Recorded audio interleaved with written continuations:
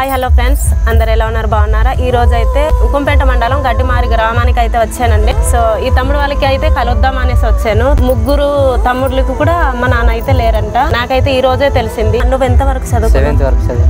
నువ్వు ఎంత వరకు చదువుతావు? Second year complete. చదివించే వారు ఇంకా ఎవరు లేరు కాబట్టి ఇంకా ఆపేసింది.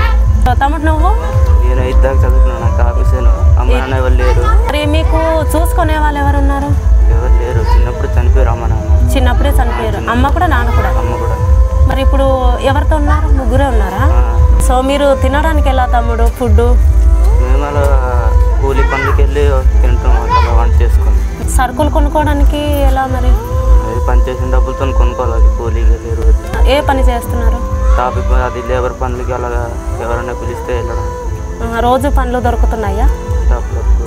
అప్పుడప్పుడా? రోజుకి కూలి ఎలా వస్తుంది?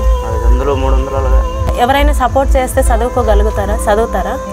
చదువుతాం అక్క. ఇంకో ఎవరైనా సపోర్ట్ చేస్తే చదువుతారు.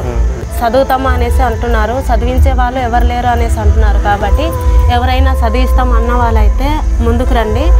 ఏం చెప్పడానికి కూడా నాకైతే చాలా బాధగా అనిపిస్తుంది. సో తమ్ముడు నాకు తోసినంత అందిస్తాను, సరేనా? ఏదైనా తెచ్చుకోండి. ఓకే, మళ్ళీ ఎప్పుడైనా వస్తాను, సరేనా? సరే.